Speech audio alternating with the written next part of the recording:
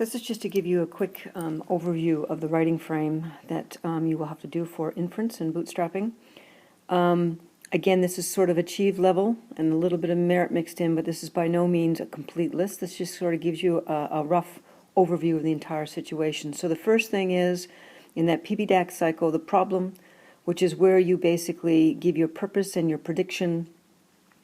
It has been claimed. You can use sentences like, it has been claimed, I want to test that, I predict that. You must have a prediction, a hypothesis to go along with your question. That or, so I predict that or expect that, it must be stated. Pose your comparison and investigate a question using a given multivariate data set. So you pick a variable, include the population, the variable that you're going to use, the groups that you're going to break the variable into, like girls and boys, 11s and 12s, and make your prediction.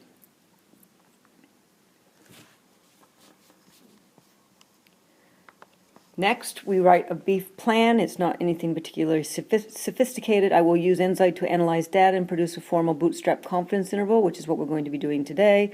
I will describe the sample data and make inferences about the population. I will use my results to answer my comparative questions. Just something simple, brief. It doesn't have to be very much. The data, describe the source of the data. Where does it come from?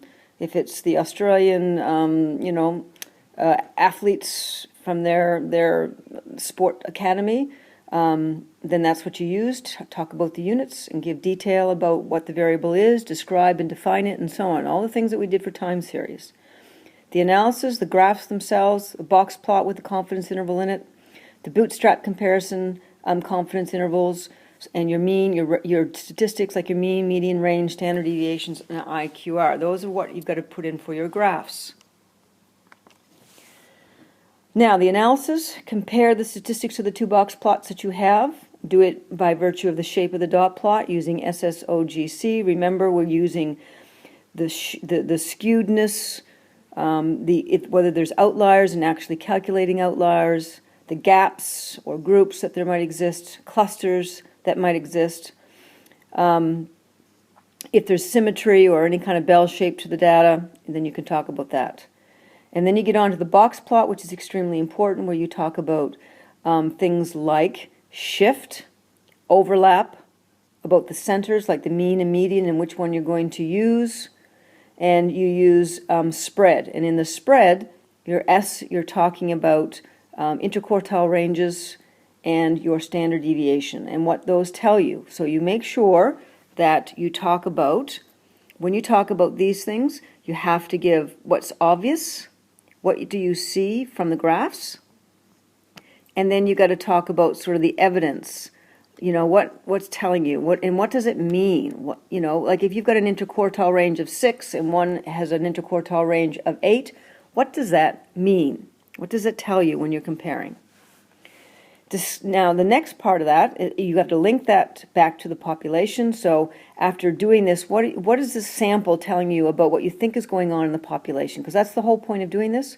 What's going on back in the population? Or what do you suppose is going on back in the population? And remember, this is based on our single sample.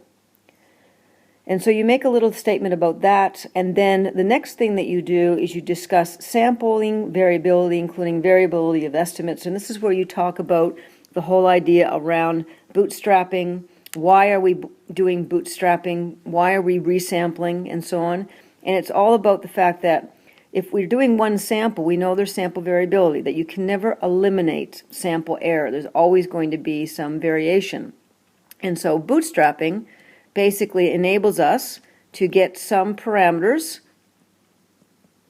around 1,000 or so resamples. So we're not just relying on one sample to get our parameters. We're actually doing like 1,000 resamples, and we're taking a look at what's going on with 1,000 resamples, and we're producing confidence intervals around these resampling statistics. So we're not using a point estimate, because a point estimate does not allow for sample variability. And the idea that, we know that the larger the sample size, the less variability there's going to be. So a big sample size is important, but also that you can never eliminate sample error. And then the conclusion. So this is where you look at your graph on the bootstrapping confidence interval and you answer your question. Is there a difference between the males and the females? Answer your question. So here's some possible frames of what it can look like. Looking at my bootstrap confidence interval for the difference between the medians, because that's what we're looking at, I can state that there is a very good chance that there is a difference in the female and male medians of whatever the variable is that you're dealing with. I mean, it can be any variable, right? So if it's LBM, if it's income, whatever it happens to be in the database. This is clearly evident because my bootstrap confidence interval is, and what you do in here is you actually put your confidence interval in. What is it? And does it include 0 or does it not? So if it does not include 0, you say that. So because, and we need to explain why, why that's significant. But therefore, back in the population, I would say that males' LBM is indeed higher on average than females. That's an achieved, more or less, statement. And then looking at my bootstrap confidence interval, I cannot state there is a difference in the female and male median. Again, putting in what variable you want. My bootstrap confidence interval does include a 0, and you should say, again, what the bootstrap confidence interval is. It's between here and here. It does include 0, which means I do not have enough information to make a call to say that one is, in fact, different from the other, that one is bigger than the other. And if you want to get into merits and excellences, you've got to link this all back to some research.